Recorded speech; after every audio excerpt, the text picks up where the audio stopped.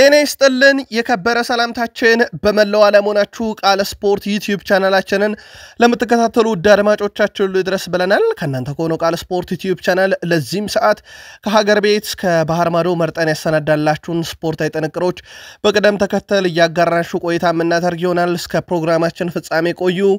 ላይክ ሰብስክራይብ ሼር ማድረግ እንዳይረሳም። የሳምንቱ መጨረሻ የሊግ ጨዋታዎች እየተካሄዱ ይገኛሉ።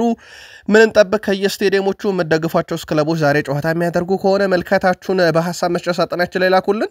እኛ አስቀድመን የአገር ቤት መረጃ እናነሳለን። የሮናልዶ ቡድን አልናስር፣ የሜሲውም ቡድን ኢንተር ሚያሚ በጣም ወሳኝ ምሽቶችን ያሳልፋሉ፣ እንመለከታቸዋለን።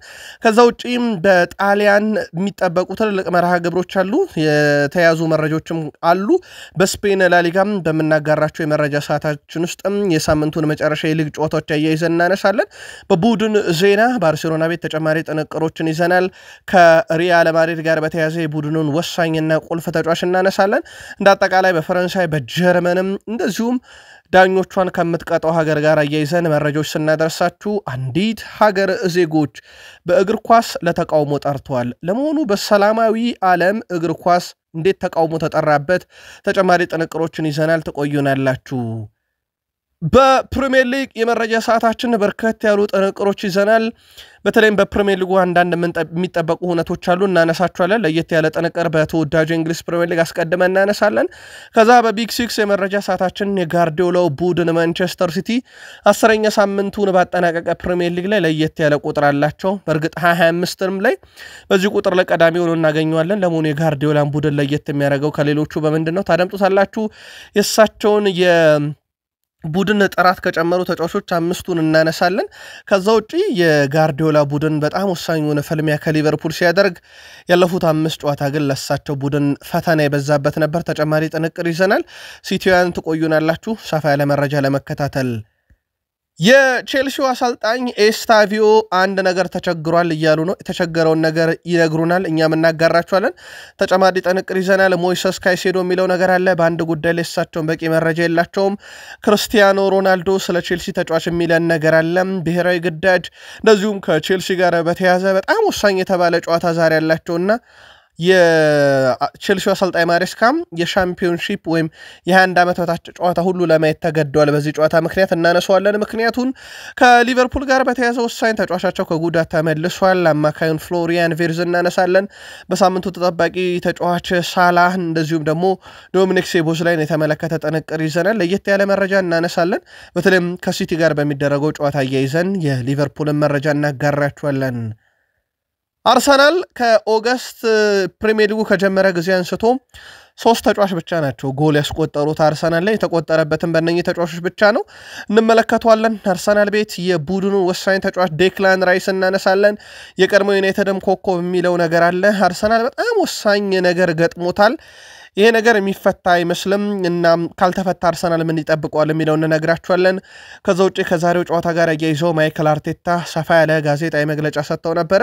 የተቀሩትን እናደርሳችኋለን። ጨዋታው ከሰንደርላንድ ጋር ነው። እሳቸው ስለ ሰንደርላንድም የሚሉት ነገር አለ። በርከት ያለ ጥንቅር ለአርሰናል ደጋፊዎች ይዘናል፣ ታደምጡታላችሁ። ማንቸስተር ዩናይትድ ድርድር ሊያደርግ ነው። ውድ ቤተሰቦቻችን፣ ድርድሩ ግን ተጫዋች ለመግዛትም ኮንትራት ለማራዘም አይደለም። ተጫዋቹ ደግሞ በጉዳዩ ላይ እናንተ ተስማሙ እንጂ ብሏል። ታዲያ ተጫዋች ለማስፈረምም ኮንትራት ለማራዘምም የማይደረገው ድርድር ምንን የተመለከተ ነው? ማቲያስ ኩና፣ ሩበን አሞሪም፣ ማንቸስተር ዩናይትድ እና ብሔራዊ ቡድን ጥሪ፣ ጉዳት ያስተናገደው የማንቸስተር ዩናይትድን ተጫዋች ጨምሮ ሰፋ ያለ መረጃ ይዘናል። እስከ ፕሮግራማችን ፍጻሜ ቆዩ። ላይክ ሰብስክራይብ ሼር አድርጉን። የጨዋታ ገጥመ ግምት እያጋራችሁን በድጋሜ ከእናንተ ከሆነው ቃል ስፖርት ዩቲዩብ ቻናል ጋር መልካም ቆይታ ብለናል። እኔ ቃል ነኝ፣ እናንተን አጋሩን። መልካም ቆይታ ተመኘን። በሀገር ቤት እንጀምሩ ውድ ቤተሰቦቻችን። ትላንትና ምሽት በነበረውን የአርብ ምሽት የመረጃ ሰዓታችን ላይ ወላይታ ዲቻ ከመቀለ ሰባ እንደርታ 2-2፣ ኢትዮ ኤሌክትሪክ ከነገሌ አርሲ 0-0 እንደተለያዩ ነግረናችሁ ነበር።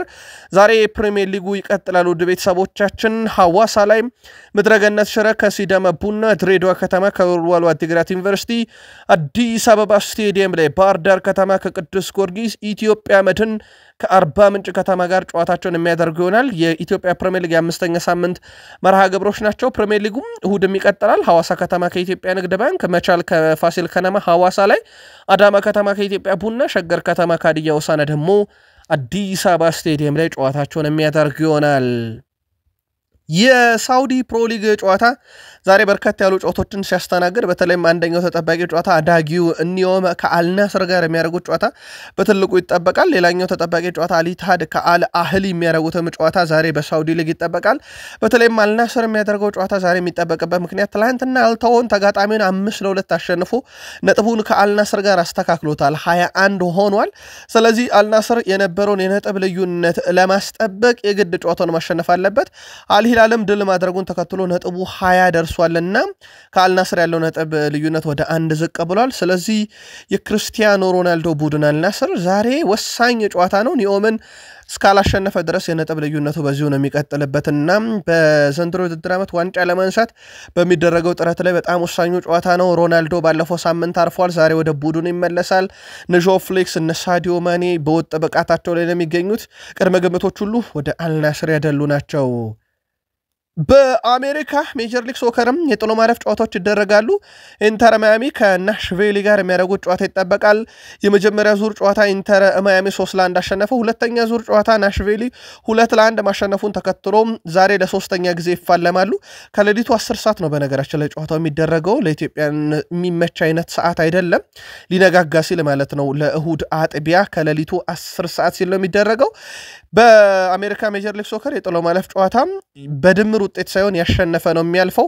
ስለዚህ መጀመሪያ ዙር ጨዋታ ኢንተር ማያሚ ያሸነፈ፣ ሁለተኛ ዙር ጨዋታ ናሽቬሊ ማሸነፉን ተከትሎ ዛሬ ለሶስተኛ ጊዜ በሚደረገው ጨዋታ ያሸነፈ ቡድን ወደ 8 ውስጥ ይገባል።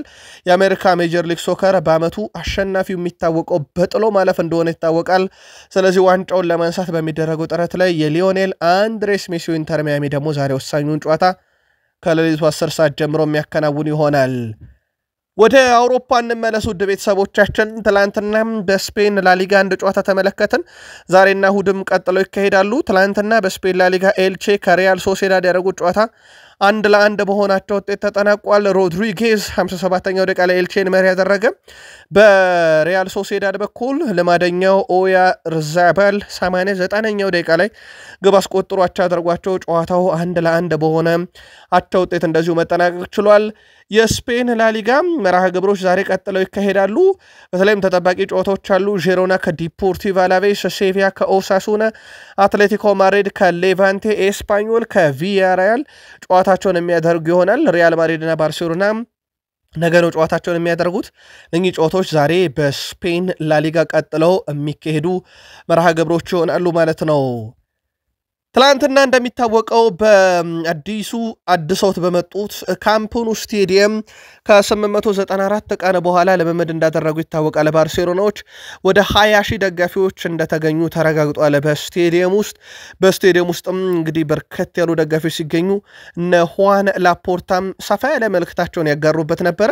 አንደኛው ሁዋን ላፖርታ ካነሷቸው ነጥቦች ውስጥ የአውሮፓ ሻምፒዮንስ ሊግ ፍጻሜ ጨዋታን ባርሴሎና በዚህ ስቴዲየም ሲጫወት ማየት እፈልጋለሁ ብለዋል። ሁዋን ላፖርታ አያይዞም አዲሱ ስቴዲየም ለኛ 3 እጥፍ ተጨማሪ ገቢ ያገኝልናል፣ እንደዚህ አይነት ነገሮች ያስፈልጉን ነበረ፣ በዚህ በጣም ተደስተናል ብለዋል። በውድድር ውስጥ ለመቆየትና በትልቅ ደረጃ ለመፎካከርም እንደዚህ አይነት ጥራት ያላቸው ስቴዲየሞች ያስፈልጋሉ ብለዋል እሳቸው።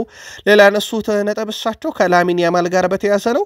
ላሚን ያማል ምርጥ ብቃቱን እያሳየ ነው። አሁንም ቢሆን በምርጥ እድገቱ ላይ ይገኛል።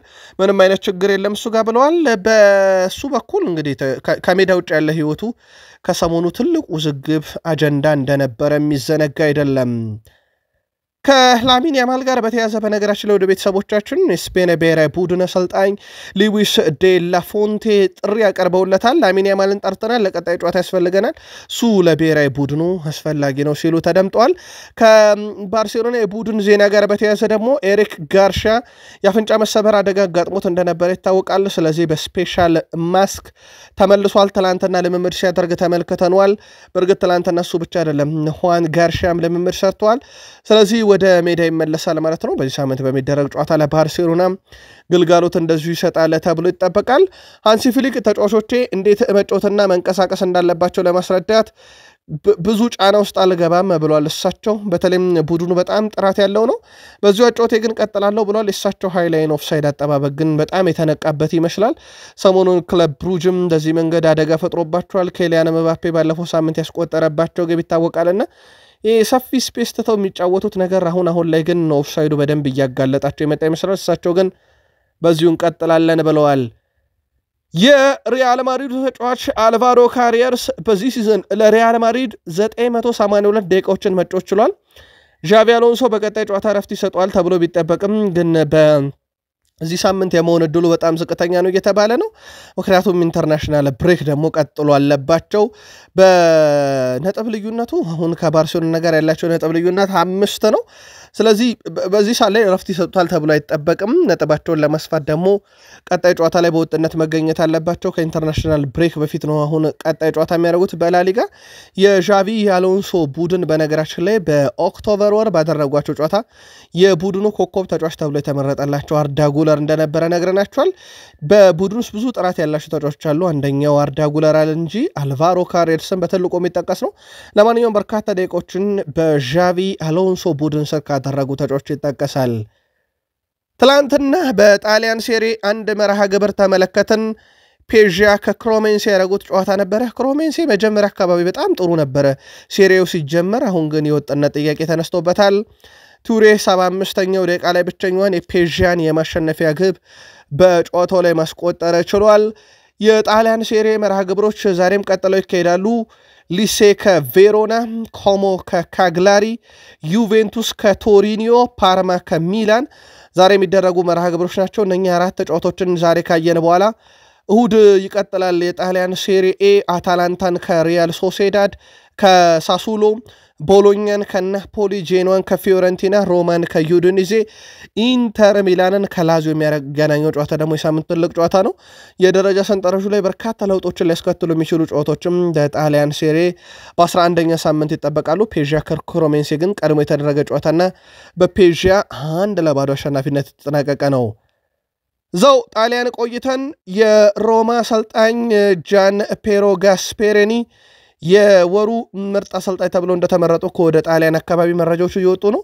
ሮማ በድንቅ ጊዜ ላይ ይገኛል። በሳቸው ስር ከገባ በኋላ በተለይም ዘንድሮ ለዋንጫ እየተፎካከረ ነው። በዚህ ሳምንት ደግሞ ሮማ በደጋፊውና በሜዳው ዩዲኒዜ የሚያስተናግደው በጣም ደካማውን ቡድን ለሮማ በጣም ወሳኝ ሳምንት ነው። እንዳልኳችሁ የጣሊያን ሴሪኤ የኦክቶበር ወር የወሩ ምርጥ ተጫዋች ተብሎ ምርጥ አሰልጣኝ ተብሎ እንደዚሁ መመረጣቸውን ሰምተናል። ጣሊያን ላይ አንድ ደረጃ እንጨምርላችሁ። በዘንድሮ የውድድር ዓመት ታላላቅ ሊጎች ውስጥ ብዙ ጊዜ የጨዋታ ኮከብ በመባል በነገራችን ላይ ወጣቱ ተጫዋች ኒኮ ፓዝ 5 ደርሷል። የሴስክ ፋብሪጋሱ ቡድን ኮሞ ውስጥ ነው የሚጫወተው። ይህን ተጫዋች ማየት ካሻችሁ ዛሬ ኮሞ ከካግላሪ የሚያደርጉት ጨዋታ ላይ መመልከት ትችላላችሁ። በጣም አስደናቂ ብቃት ያለው ነው። በእርግጥ በሱ እኩሌታ ሃሪኬን፣ ኤርሊንግ ብሮት ሃላንድ ተመርጧል። ግን በጣም ሲኒየር ተጫዋቾች ናቸው ሃላንድም ሃሪኬንም። ፍራንክ አንጉሳ እና ኬሊያን ምባፔ 4 ተመርጠዋል። ኒኮ ፓዝ ግን ገና ወጣት በኮሞ የሚገኝ በጣም አስደናቂ ጊዜን እያሳለፈ የሚገኝ ተጫዋች ነው።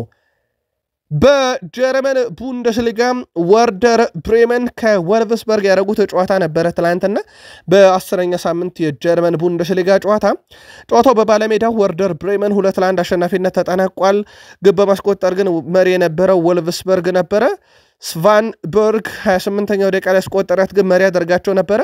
በኋላም ላይ ግን 83ኛው ደቂቃ ላይ ስቴጅ 94ኛው ደቂቃ ላይ ባን ጉላ ባስቆጠራት ግብ 2-1 በሆነ ውጤት ባለሜዳው ወርደር ብሬመን ከ83ኛው ደቂቃ በኋላ ባስቆጠሯቸው ግቦች ድል አድርጓል። የ10ኛ ሳምንት የጀርመን ቡንደስሊጋ አርብ ነበር የጀመረው። ቡንደስሊጋው ዛሬም ይቀጥላል። በርከት ያሉ ጨዋታዎች አሉ። ሆፈንሄም ከአርቢ ሌፕዚግ፣ ሃምቡርግ ከቦሩሲያ ዶርትመንድ፣ ዩኒየን በርሊን ከባየር ሙኒክ፣ ባየርና ሌቨርፑሰን ከሄደንሄም እና ቦሩሲያ ሞንቹግላድባ ከኮሎኝ የሚያደርጓቸው ጨዋታዎች ዛሬ ይጠበቃሉ።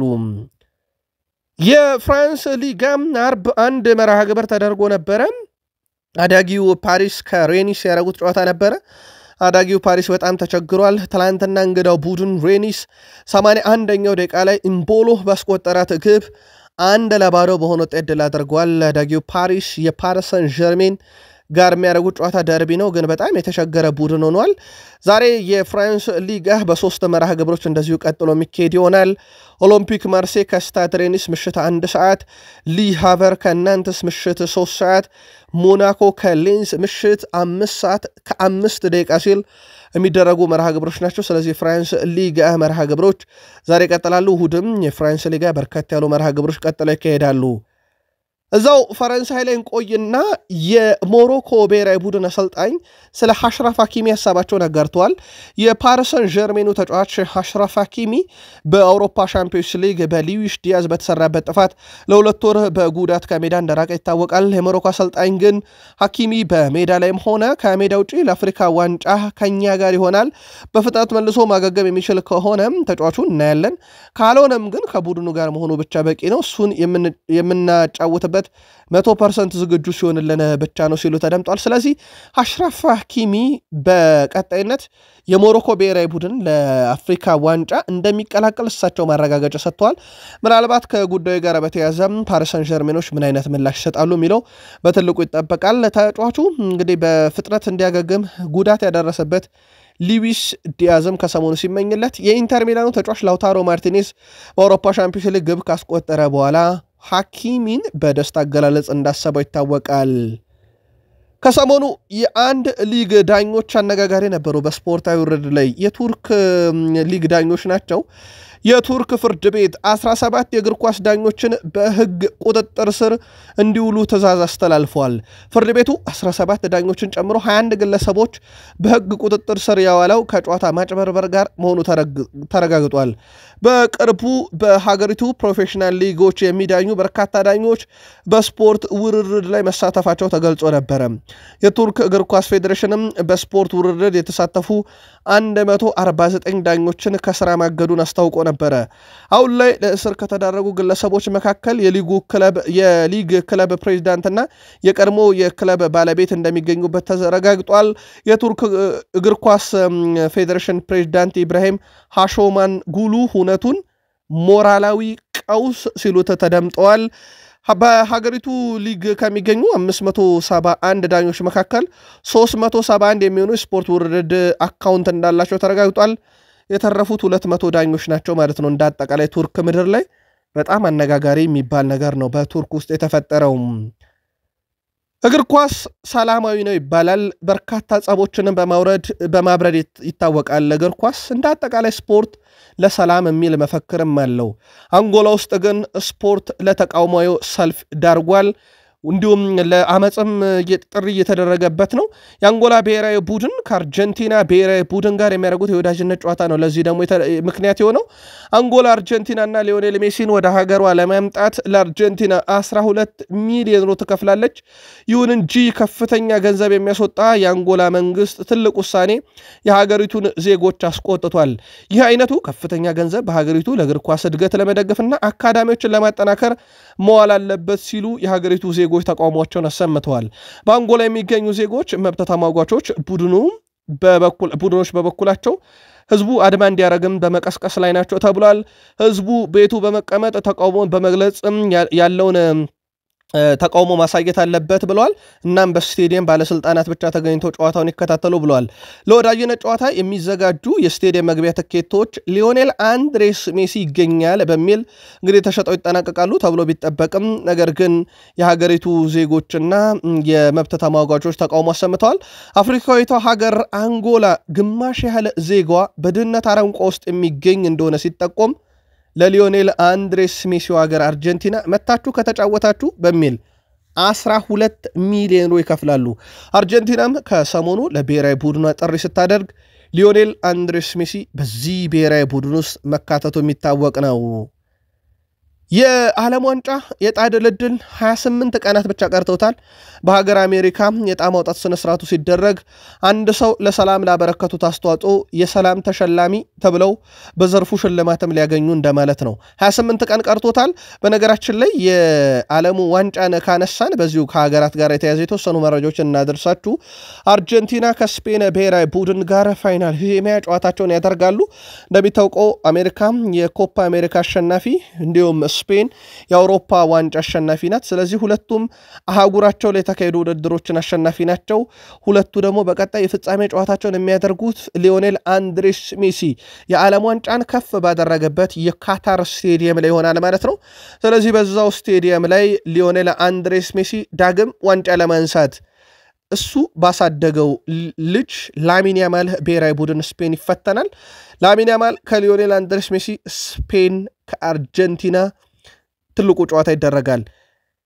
ከሀገራት ጥሪ ጋር በተያያዘ ንጎሎ ካንቴ ከብሔራዊ ቡድን ዳግም ጥሪ ደርሶታል። ከፈረንሳይ ብሔራዊ ቡድን እንግዲህ ይህ ተጫዋች ዳግም ጥሪ ሲቀርብለት ነው። ከአንድ ዓመት በኋላ ነው በእርግጥ ዳግም የተጠራው። ንጎሎ ካንቴ በአልኢታድ ቤት እያሳየ በሚገኘው ብቃት ዳግም ጥሪ እንዲደረግለት ተወስኗል በዲዲየር ዴሾፕ ቡድን።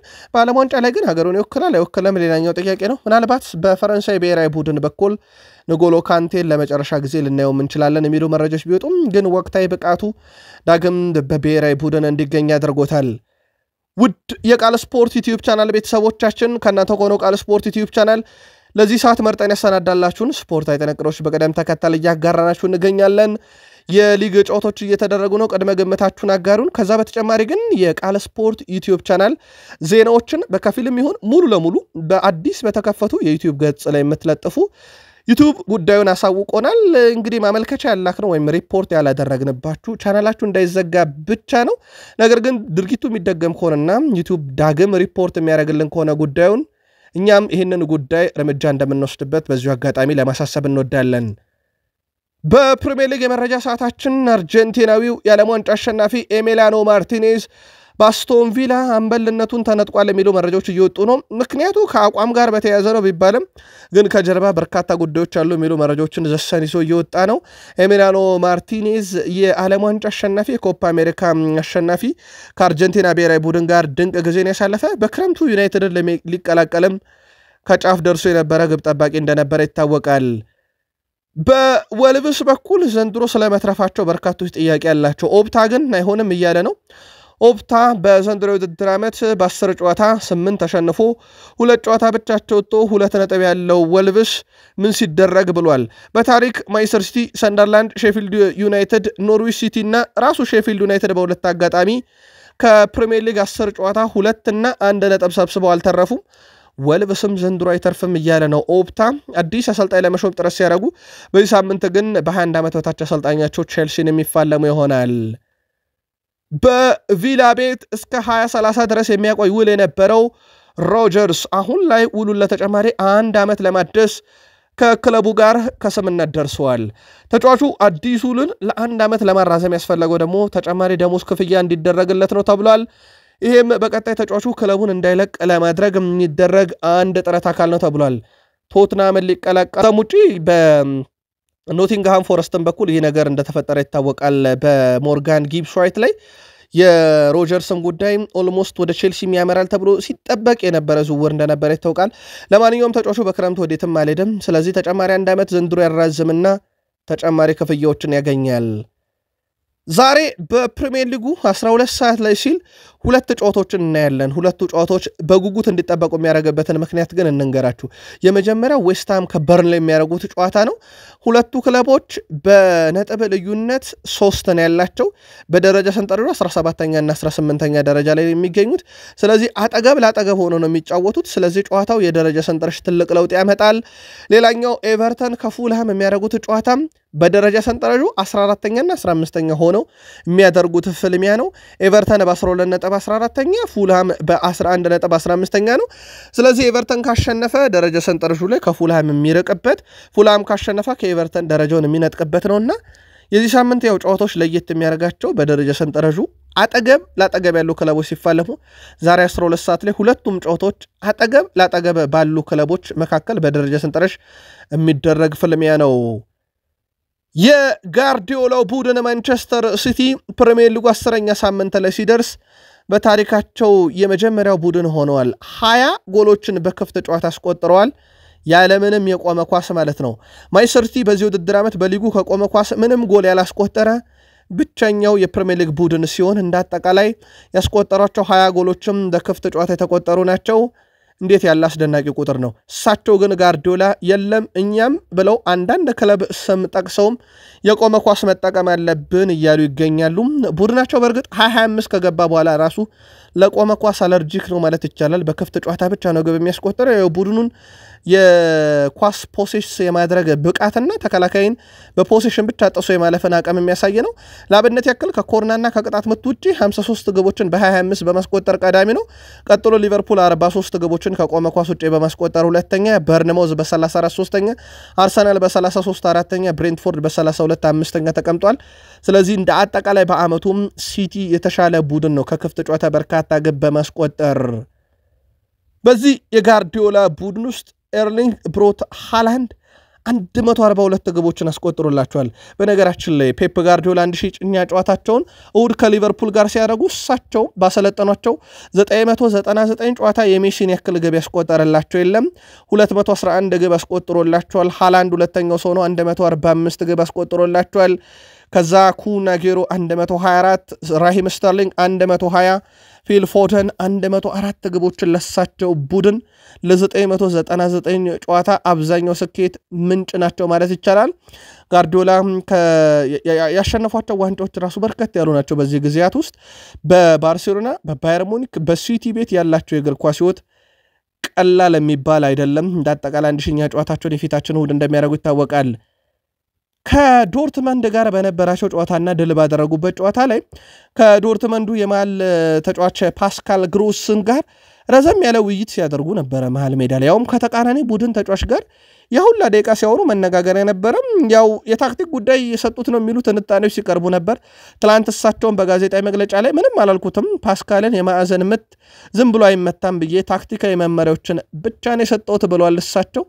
እንደዚህ አይነት ነገሮችን በተደጋጋሚ ሲያደርጉ እናውቃለን የተቃራኒ ቡድን ተጫዋቾችን ከጨዋታ በኋላ አቁሞ ያናግራሉ ረዘም ያለ ውይይቶችን ያደርጋሉ ጋርዲዮላ የዚህ ሳምንት ተረኛው ደግሞ የቦሩሲያ ዶርትመንዱ ፓስካል ግሮስ ነበረ ከኤፕሪል 2023 በኋላ የሳቸው ቡድን ሊቨርፑልን መርታት ከብዶታል በነገራችን ላይ ያኔ 4-1 ካሸነፉ በኋላ በተከታታይ በሊቨርፑል የ2-0 ሽንፈትና ሁለት አቻዎችን አስተናግዷል በጣም የሚፈተኑበት ጨዋታ ነው እሳቸውን በርግጣም ነው ባለፉት 10 ዓመታት እንደ ሊቨርፑል የፈተነኝም የለም እንደ ክሎፕም በቂ ዝግጅት እንዳረግ ያዘጋጀኝ ሰው የለም ማለታቸው ይታወቃል ፔፕ ጋርዲዮላ ቡድኑ ምርጡ ላይ ደርሷል ወይ የዘንድሮ የውድድር ዓመት ምርጣችሁ ላይ ነው ወይ ተብለው ጠይቀው ነበር አይመስለኝም ብለዋል እሳቸው ብዙ ነገር ይቀረናል የመጨረሻ የብቃታችን ጥግ አልደረስንም ግን ብዙ መሻሻሎች አሉ ብለዋል እሳቸው ያው አንድ ጨዋታ ሁሉንም ነገር እየቀየረ ተቸግረናል ብለዋል አንድ ጨዋታ ስንሸነፍ መጥፎ አንድ ጨዋታ ስናሸነፍ ደግሞ ለዋንጫ የምንታጨ ቡድን ሆነናል ብለዋል እሳቸው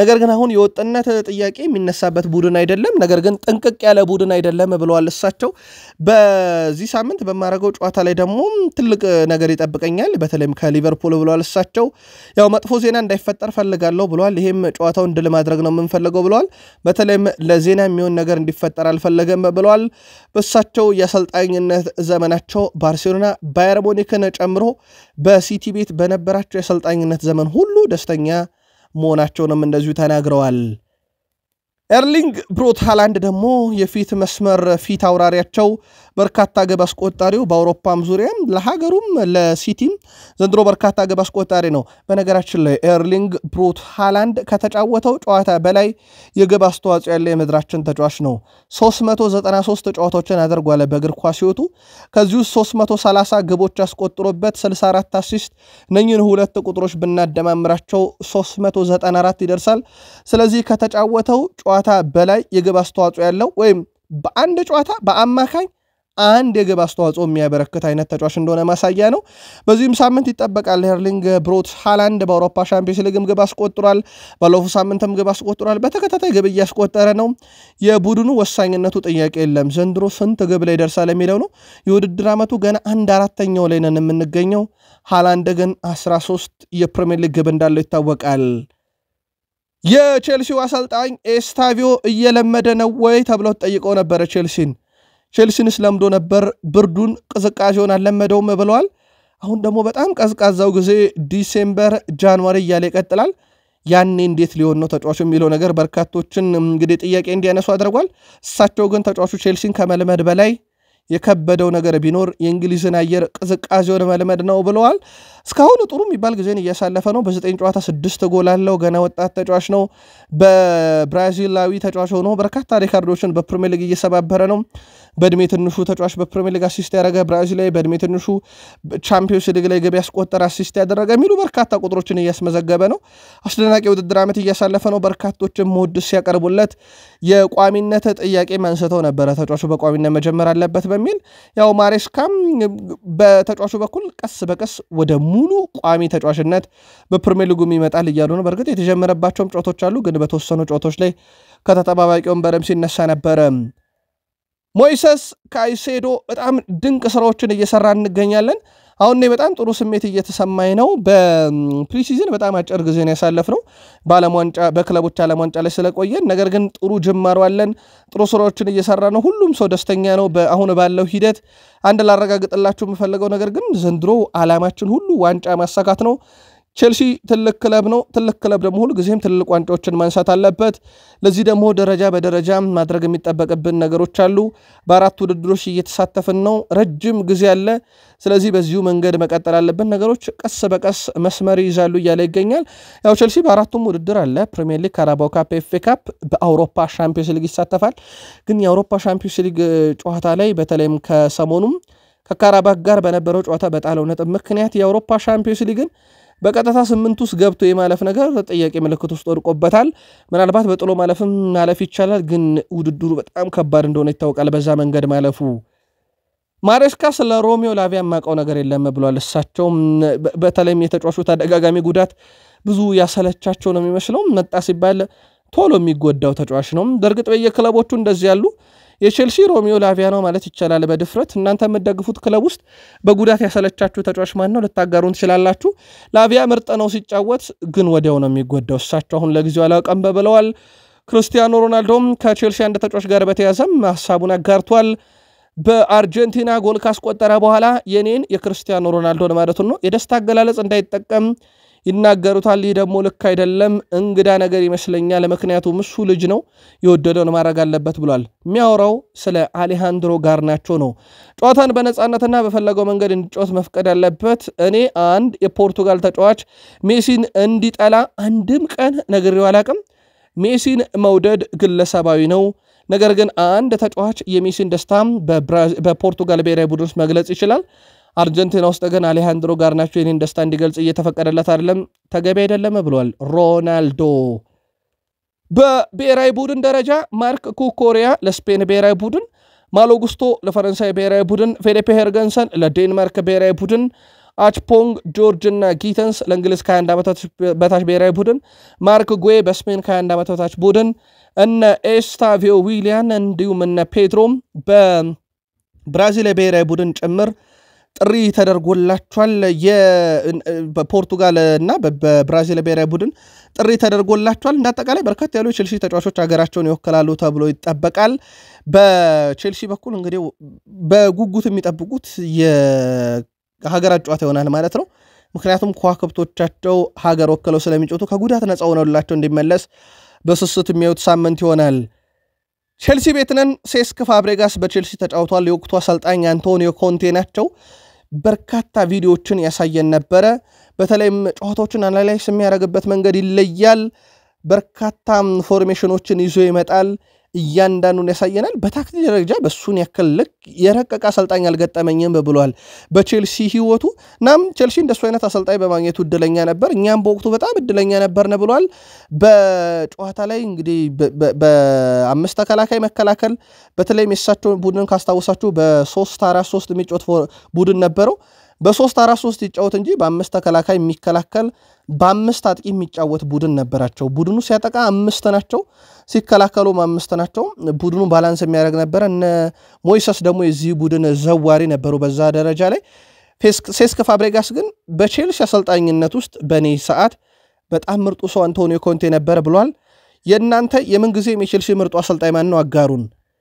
የቼልሲ አሰልጣኝ ኤንዞ ማሬስካም እንግዲህ ከዛሬ ጨዋታቸው በፊት የወልቭስን የ21 ዓመት በታች ጨዋታ በተለይም ከቼልሲ ጋር ያደረጉትን በርካቶችን መለስ ቀለስ ብለው አይተዋቸዋል ተብሏል። ምክንያታቸው ደግሞ ዛሬ በተቃራኒው የሚገጥሙት ወልቭስ አሰልጣኝ ሆነው የሚያገለግሉት የዚሁ የ21 ዓመት በታች የወልቭስ አሰልጣኝ ነበሩና ስለዚህ ቪክቶር ፔሬራ ሲሰናበቱም በአሰልጣኝነት እንግዲህ አሁን ወልቭስን የያዙት ጄምስ ኮሊንስ በሳቸው በኩል እንግዲህ መልካታ ተደርጎባቸዋል ማለት ነው።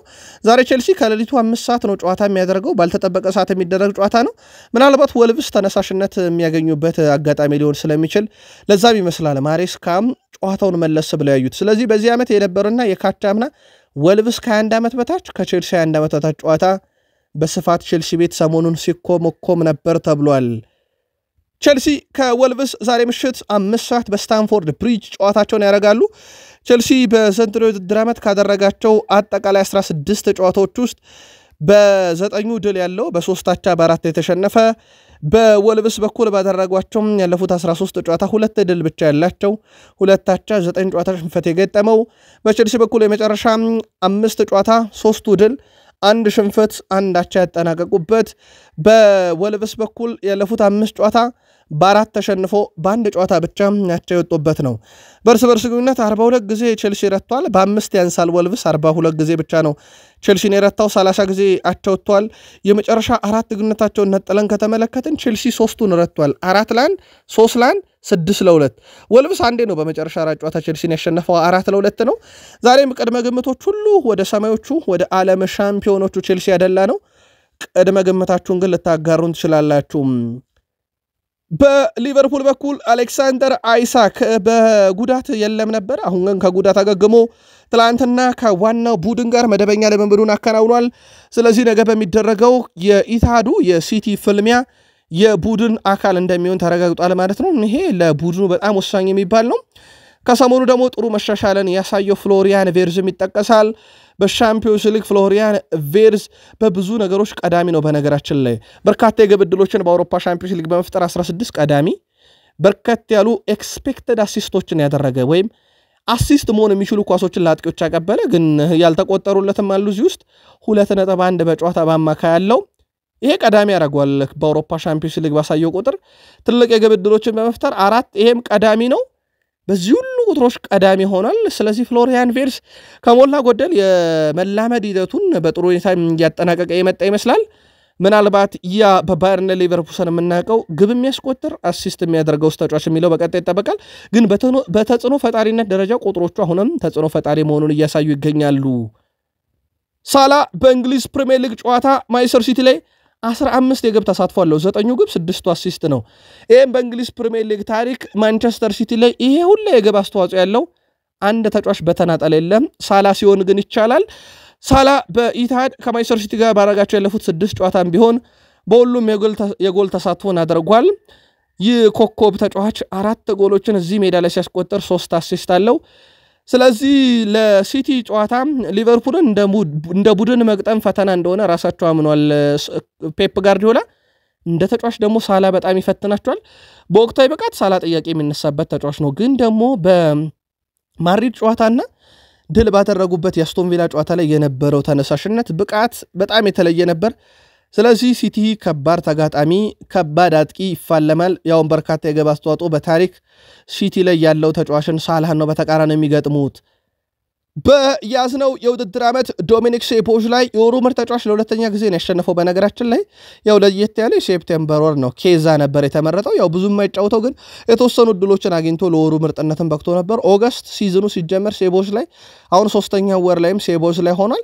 ዶሚኒክ ሴቦዥ ላይ የውድድር ዓመቱ ቁጥራዊ መረጃን ብናይ 15 ጨዋታን በሁሉም መድረክ 2 ጎልና 5 አሲስቶችን በአጠቃላይ በ15 ጨዋታ 7 የግብ አስተዋጽኦ ያለው ተጫዋች ነው በሊቨርፑል ቤት። 2 ተከታታይ ጨዋታ ማሸነፍ በጣም ጥሩ ነበር ይለኛ ለክለቡ ለደጋፊዎቹ ለአንፊልድ በጣም አስፈላጊ ነው ብሏል ፍሎሪያን ቬርዝ። ይህንንም ከማንቸስተር ሲቲ ጋር በምናደርገው ጨዋታ ላይ ማስቀጠልና በአሪፍ ስሜት ወደ ዓለም አቀፍ ረፍት መጓዝ ያለብን ብለዋል።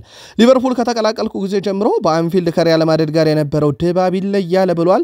ድባቡን በጣም ወድጄዋለሁ። ደጋፊዎችን ባደረጉት ነገርም በጣም ደስተኛ ነኝ ብሏል። ለድጋፋቸውን በጣም አመስጋኝ ነኝ ብሏል። አሁን ለሲቲ ጨዋታ ጥንቅቅ ብለን ተዘጋጅተናል ብሏል። ቋሚ ተሰላፊ መሆን ከሁሉም ነገር በላይ ያስደስተኛል። ከማድሪድ ጋር በቋሚነት እንደምሰለፍ እርግጠኛ አልነበርኩም። በመመረጥ ደስተኛ ነኝ። ስሎት በጠየቀኝ ቦታ ተጫውቻለሁኝ። በዛ ቦታ ምን እንደሚያስፈልገው ቃለውኝ በሲቲም ጨዋታ በተሰጠኝ ቦታ ላይ ግልጋሎን ለመስጠት ዝግጁ ነኝ ብሏል ፍሎሪያን ቬርዝ። ኦገስት 15 አካባቢ ነበር 13 አካባቢ ነበር የእንግሊዝ ፕሪሚየር ሊግ ጅማሮን ያደረገው። ያኔ ኦገስት ብሎ ከጀመረ በኋላም በሁለት ወር ካጋማሽ አርሰናል የተቆጠረበት 3 ግብ ብቻ ነው። ሶስቱም ግብ በሶስት ተጫዋቾች በሊቨርፑል ተጫዋች ዶሚኒክ ሴፖዝ ላይ ቅጣት ምቷገብ ኤርሊንግ ብሩት ሃላንድ እና ኒክ ቮልትሜድ የኒካስል አጥቂ እነኚህ ሶስት ተጫዋቾች ብቻ ናቸው አርሰናል ላይ በዚህ ዓመት ግብ ያስቆጠሩበት። ከዚህ ውጪ በ10 ጨዋታ የአርሰናልን መረብ በሙከራ ደረጃ ካልሆነ በስተቀር እሱንም በጥቂቱ ግብ በማስቆጠር ያየው የለም። ዛሬ በጣም ወሳኝ ጨዋታ ይደረጋል ከሰንደርላንድ ጋር። ማን ግብ ያስቆጠራል አርሰናል የሚለው አሁንም በጉጉት ይጠበቃል። በ2025 በሁሉም ውድድሮች በርካታ የግብ ዕድሎችን በመፍጠር የዴክላን ራይስን ቁጥር የሚስተካከል የለም። በእርግጥ ንጻሬውን ፕሪሚየር ሊግ ብቻ ካረግነው ብሩኖን የሚስተካከል የለም። እንደ አጠቃላይ ግን በሁሉም መድረክ ካደረግነው ደግሞ የሁሉንም መድረክ ስንደምር ዴክላን ራይስ ያው የአውሮፓ ሻምፒዮንስ ሊግ ጨዋታም ስላለበት ቀዳሚ ነው 23 የግብ ዕድሎችን በመፍጠር ይቀድማል። ሳላህ 21 በሁሉም መድረክ፣ ጋክፖና ሞርጋን ሮጀርስ በ17 ይከተላሉ። ፔድሮ ፖሮ በ16፣ ብሩኖ ፈርናንዴዝ 16፣ እንዲሁም ጀሬሚ ዶኩም 15፣ ማርቲን ኦዴጋርድ 15፣ ዶሚኒክ ሶቦዝ ላይ 15 እያለ 10ኛ ደረጃ ላይ ደግሞ ኬቨን ደ ብሩይና 14 አለው። እነኚህ በሁሉም መድረኮች በርካታ የግብ ዕድሎችን በመፍጠር ነው በ2025 ትልልቅ የሚባሉትን ነው። በነገራችን የግብ ዕድል ብቻ ሳይሆን በጣም ትልልቅ የሚባሉ ለግብ በጣም የቀረቡትን የግብ ዕድል በመፍጠር ዴክላን ራይስ ቀዳሚ ሆኗል። በሁሉም መድረክ ላይ በጣም አስደናቂ የሚባል ጊዜን እያሳለፈ ይገኛል። የቀድሞ የዩናይትድ ኮከብ ሮይ ኪን በዚህ ሰዓት አርቴታና የአርሰናል ተጫዋቾች ምርጡን ጊዜ እያሳለፉ ነው ብሏል። አርሰናል የሚገጥሙ ቡድኖች በአሁኑ ሰዓት ላይ ጎል ማግባት አይደለም ኢላማውን የጠበቀ ሙከራ እንኳን ሲያደርጉ እያየን አይደለም። ያ ቡድኑ ምን ያህል ጥንቅቅ ያለ እንደሆነ ማሳያ ነው ብሏል። በእርግጥ የዘንድሮ መከላከል በሳሊባ በማጋሌሽ ግራና ቀኙ ቲምበርና ካላፊዮሪ ጥንቅቅ ተደርጎ የተያዘ ነው። እናም ሮይ ኪን አይደለም ግብ የሚያስቆጥርበት የሚሞክርበት ጠፍቷል። የዘንድሮ የማይክል አርቴታ ቡድንና ልጆች በጣም ምርጡን ጊዜ እያሳለፉ ነው ብሏል። ምናልባት ግን ለአርሰናል በጣም ከባዱ ጊዜ እየመጣ ይገኛል። ይሄውም ከክሪስታል ፓላስ ጋር ሊደረግ የነበረው ጨዋታም የቀን ማሸጋሸግ ከተደረገበት በኋላ አሁንም ስኬጁሉ በጣም ተጣቧል። በጨዋታው እንግዲህ ከታህሳስ 21 ወደ ታህሳስ 20 ጨዋታው እንዲሸጋገርላቸው ጠይቀው ነበር። አርሰናል ከኤቨርተን፣ ፓላስ ከሊድስ የሚያደርጉት ጨዋታ እንዲዘዋወር ጠይቀዋል። ተቀባይነት ካገኙ እንግዲህ ጨዋታው ለነሱ ጥሩ ቀን ላይ ይሆንላቸዋል። ካልሆነ ግን አርሰናልም በ3 ቀን ውስጥ 2 ጨዋታዎችን ለመጫወት ይገደዳል። ለፓላስም በተመሳይ ነው። ምናልባት ፈታኙ ጊዜ ያኔ ሊሆን ይችላል። ፔፕ ጋርዲዮላ እድሎችን ሳይፈጠርባቸውና ጎል ሳይቆጠርባቸው ግን ጎል እያስቆጠሩ ጨዋታ ማሸነፍ ከቀጠሉ ከባድ ይሆናል አርሰናል ብሏል። ነገር ግን በጊዜ ሂደት አርሰናል ገቢ ይቆጠርበታል እንጠብቃለን እሱን ብሏል። ፔፕ ጋርዲዮላ ትኩረታችን ራሳችን ላይ ነው ቢሉም ግን አርሰናል ላይ እየተሞከረበትም እየተቆጠረበትም አለመሆኑ ሳያሳስባቸው አልቀረም። በማይክል አርቴታ በኩል እንግዲህ ሲቲ እና ከሊቨርፑል ጋር በሚደረጉ ጨዋታዎች ላይ የሚመዘገቡ ውጤቶች ቡድናቸው በዋንጫ ውድድር ላይ ጠንካራ መልእክት ለማስተላለፍ እድል ይሰጠዋል ብለዋል። እያንዳንዱ ሳምንት በጣም አስፈላጊ ነው። ውጤቶች ትንሽ ከፍ ያሉ ሲሆን ጨዋታዎቹ ትንሽ ከፍ ያሉ ሲሆን ተጽዕኖ ከበድ ያለ ነው። ነገር ግን በእያንዳንዱ ጨዋታ ላይ በእያንዳንዱ ሳምንት ላይ የሚመዘገቡ ውጤቶች ሁሉ ለጨዋታ በጣም አስፈላጊ ናቸው ሲሉ ተደምጠዋል። ሚኬል አርቴታ በሰንደርላንድ ጉዳይ ላይ የጨዋታ ባህሪ ለኛ የሚቀርቡልንን እድሎች በሚገባ እናውቃለን፣ እናም ለማሸነፍ ምን ማድረግ እንደሚገባን በሚገባ እናውቃለን ብሏል። ሰንደርላንድን እናም ለማሳካት ነው የምንጥረው ሲሉ ተደምጠዋል።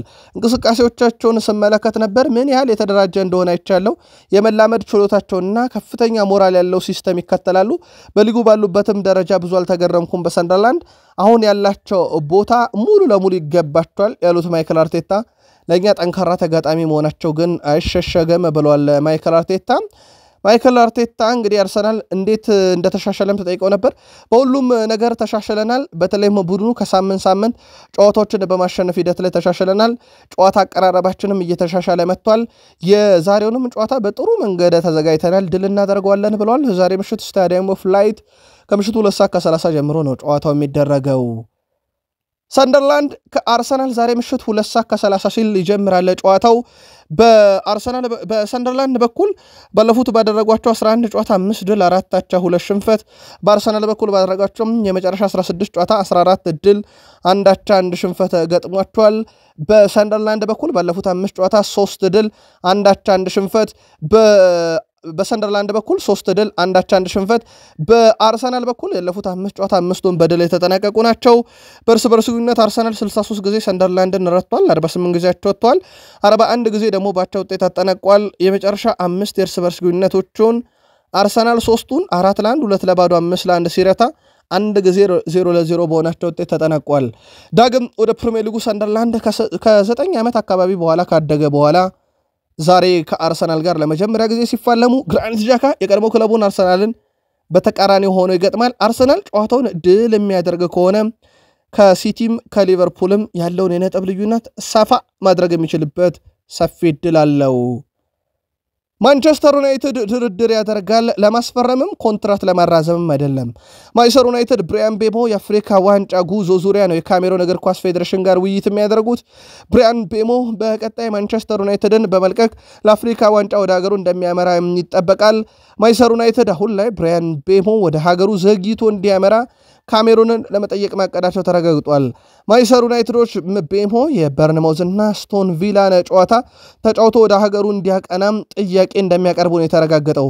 ማንቸስተር ዩናይትድ ጨዋታ ታህሳስ 4 እና ታህሳስ 12 2018 ዓ.ም ሲደረግ በሞሮኮ የሚካሄደው የ25 አፍሪካ ዋንጫ ደግሞ በዛው ዕለት ታህሳስ 12 ነው የሚጀመረው። ብሪያን ቤሞ በበኩሉም ጉዳዩን ለሁለቱ አካላት ተቷል። ይህ ውሳኔ የሀገር ካሜሩንና የማንቸስተር ዩናይትድ የስምምነት ውጤት ብቻ ነው የሚሆነው ተብሏል። ብሪያን ቤሞን በማቆየት ሂደት ላይ ካሜሩን እግር ኳስ ፌዴሬሽን ለዩናይትድ ይፈቅድለታል ወይ? የድርድሩ ውጤት እጃችን እንደደረሰ እንነግራችኋለን።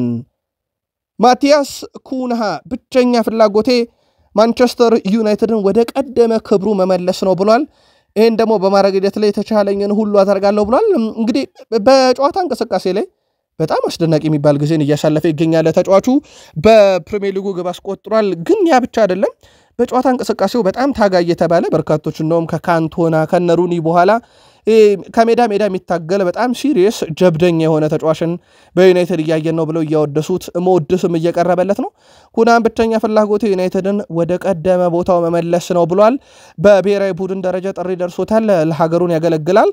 ጥሪን ካነሳን ግን በዩናይትድ ያው አንድም ለእንግሊዝ ብሔራዊ ቡድን የተጠራ ተጫዋች የለም። ምናልባት ማርከስ ራሽፎርድ በሁለት ተከታታይ ዙር ጥሪ ደርሶታል። ንብረትነቱ የማንቸስተር ዩናይትድ ነው።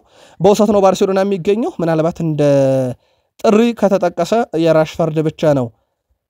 ከፈርጉሰን መውጣት በኋላ የፕሪሚየር ሊግ የወሩ ምርጥ ተጫዋች አሰልጣኝነትን ዩናይትዶች በሁለት አጋጣሚ አግኝተዋል። በኦሊ ጉናር ሶልሼር እና በኤሪክ ቴን ሃግ ዘመን። በነገራችን ላይ ከፈርጊ መውጣት በኋላ የፕሪሚየር ሊግ የወሩ ምርጥ አሰልጣኝ በዩናይትድ የተሸለሙት በ5 አጋጣሚ ነው። በሩበን አሞሪም የዚህ ሳምንት የመጀመሪያውን አየን። ኦሊ ጉናር ሶልሼር አንዴ፣ ኤሪክ ቴን ሃግ 3 ጊዜ ያደርገውታል።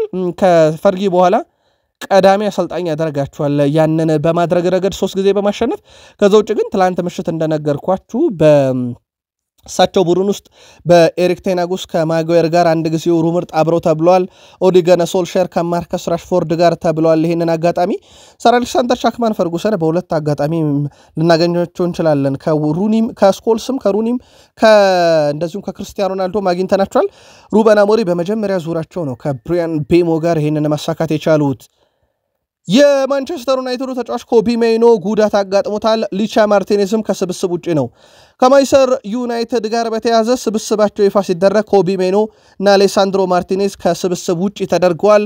እንግሊዛዊ አማካይ ከቡድን ስብስብ ውስጥ ያልተካተተው ግልጽ አይደለም የሚሉ መረጃዎች ቢወጡም ከጥቂት ሰዓታት በፊት ደግሞ በጉዳት ምክንያት ነው በልምምር ላይ ያለ ያጋጠመው ጉዳት ነው ከስብስብ ውጪ ያደረገው ተብሏል። በዚህ መሰረት በማንቸስተር ዩናይትድ በኩል ቡድን ውስጥ ያሉት በዛሬው ጨዋታ ላይ ላንመንሽ፣ ባይንደር፣ ሂተን ግብ ጠባቂ፣ ተከላካዮች ዳሎት፣ ዮሮ፣ ማዝራዊ፣ ዴሊያት፣ ዶርጉ፣ ሾና ማጓየር፣ አማካኝ ኡጋርቴ፣ ካዝሜሮ፣ ብሩኖ ፈርናንዴስ፣ ማውንት፣ ከዛ በኮቢ ሜይኖ ቦታ ጃክ ፍሌቸር፣ አጥቂዎች ማቲያስ ኩኛ፣ ሐማድ፣ ሼሽኮ፣ ብሪያን ቤሞና ዘርኪዝ ተካተዋል በዚህ ዝርዝር ውስጥ። ስለዚህ ሌሳንድሮ ማርቲኔዝ እና ኮቢ ሜይኖ ብቻ የሉም። ሌሳንድሮ ማርቲኔዝ በማገገም ሂደት ላይ፣ ኮቢ ሜይኖ በጉዳት ተብሏል።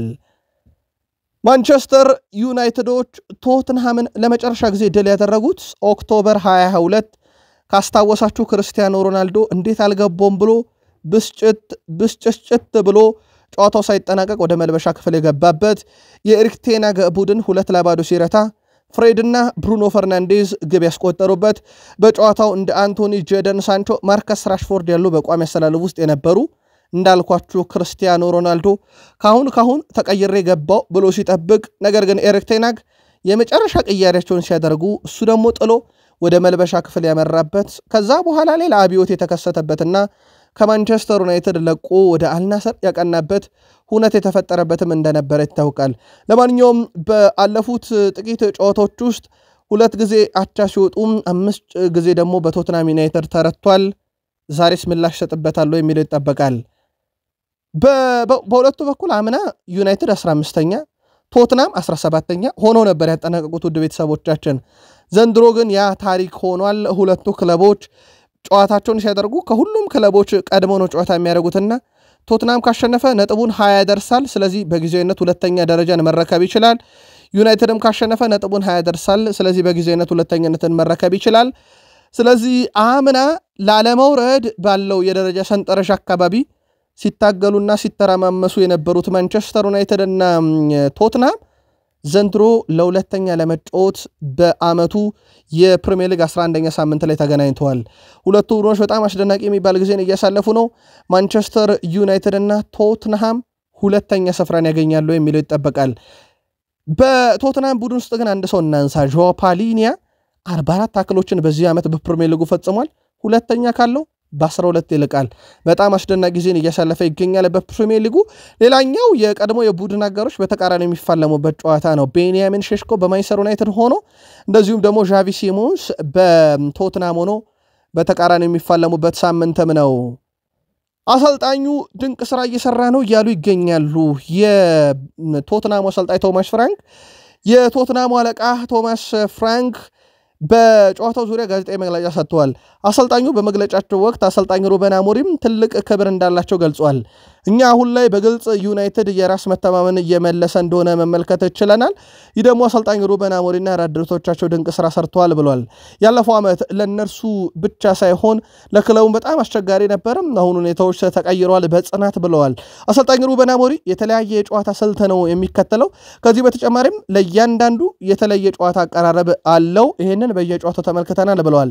ባለፉት 4 እና 5 ጨዋታዎች ቡድኑ ምን ያክል እየጠነከረ እንደመጣም ተመልክተናል ብለዋል። እኛ ይህንን ጨዋታ ለማሸነፍ ተዘጋጅተናል። ጨዋታውን በራሳችን ስቴዲየም እንደማድረጋችን እድሉን እንጠቀምበታለን ብለዋል ቶማስ ፍራንክ። የሰሜን ለንደኑ ክለብ ቶትናም ዋና አሰልጣኝ ቶማስ ፍራንክም ብራያን ቤሞ ድንቅ ተጫዋች ነው፣ እርሱ ከወዲሁ በዩናይትድ ቤት እያሳየ ባለውን ብቃት አልተገረምኩም ብለዋል። ቤሞ የዚህ ውድድር ዓመት የማንቸስተር ዩናይትድ ምርጡ የፊት መስመር ተጫዋችም ነው ብለዋል። እድሎችን ይፈጥራል፣ ግቦች ያስቆጥራል፣ ሜዳ ውስጥ ታትሮ ይሰራል። በተጨማሪም ትሁትና የራስ መተማመኑ ከፍ ያለ ብሎታል። እናም እርሱ በዩናይትድ ቤት ስኬታማነትን እንደሚያሳልፍ እርግጠኛ ነኝ። ከዚህ በተቃራኒው ከምፋለመው ጨዋታ ውጪ በሌላው ሁሉ መልካሙን እገጥማለሁ፣ እኔ በተቃራኒ ሲፋለም ግን አይቻልም ብሏል።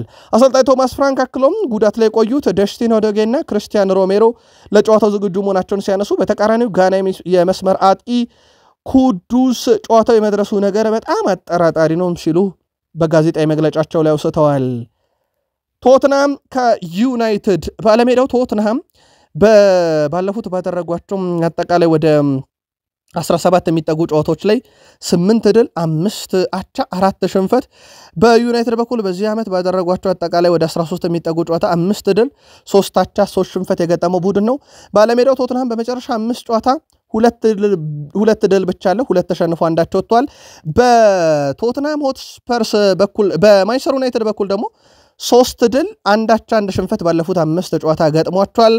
በእርስ በርስ ግንኙነት ዩናይትድ 94 ጊዜ ቶትናምን ረቷል። 51 ጊዜ በቶትናም አሸናፊነት ሲጠናቀቅ 48 ጊዜ አቸውቷል። የመጨረሻ 4 ግንኙነታቸውን ነጥለን ብንመለከት ውድ ቤተሰቦቻችን አራቱም በቶትናም አሸናፊነት የተጠናቀቀው 2 ጊዜ 1-0፣ 1 ጊዜ 4-3 እና 1 ጊዜ 3-0። ዩናይትድ በአምስተኛ ተከታታይ ጨዋታ ላይ በቶትናም ላለመሸነፍ ወይስ ለማሸነፍ የዛሬውም ጨዋታ ማን በበላይነት ሊወጣ ይችላል? ልክ 9 ሰዓት ከ30 ሲል ዓለም በጉጉት የሚጠብቀው ጨዋታ ይካሄዳል። ጨዋታ ቅድመ ግምታችሁን በሐሳብ መስጫ ሳጥናችን ላኩልን። የዩናይትድ እና የቶትናም ጨዋታ 9:30 ተደርጎ ሲጠናቀቅ ኤቨርተን ከፉላም፣ ዌስትሃም ከበርንሊ 12 ሰዓት ላይ፣ ምሽቱ 2:30 ሰንደርላንድ ከአርሰናል፣ ምሽት 5 ሰዓት ቼልሲ ከወልቭስ፣ በላሊጋ ዢሮና ከአላቬስ፣ ሴቪያ ከኦሳሱና፣ አትሌቲኮ ማድሪድ ከሌቫንቴ፣ ኤስፓኞል ከቪላሪያል፣ በጣሊያን ሴሪያ ዩዲኒዜ ከኮሞ፣ ሊቼ ከቬሮና፣ ዩቬንቱስ ከቶሪኖ፣ ፓርማ ከሄስ ሚላን፣ በጀርመን ቡንደስሊጋ ባየርን ሌቨርኩሰን ከሃይደንሄም፣ ሃምቡርግ ከዶርትመንድ፣ ሆፈንሄም ከአርቤ ሌፕዚግ፣ ዩኒየን በርሊን ከባየርን ሌቨርኩሰን፣ ሞንቹ ግላድባህ ከኮሎኝ፣ በፍራንስ ሊጋ ማርሴይ ከብሪስት፣ ሊሃቨር ከናንትስ፣ ሞናኮ ከሌንስ ጋር ዛሬ የሚያደርጓቸው ጨዋታዎች በሊግ ደረጃ በትልቁ ሲጠበቁ፣ ከዛ ውጪ ግን የክርስቲያኖ ሮናልዶን ቡድን የሜሲም ቡድን ኢንተር ማያሚ ዛሬ በጣም ወሳኝ ጨዋታ በየሊጋቸው የሜሲው ኢንተር ማያሚ በጥሎ ማለፍ የሮናልዶ አልናሰር በሊግ ጨዋታ ፍልሚያቸውን ያደርጋሉ። አበቃን። መልካም ቀን።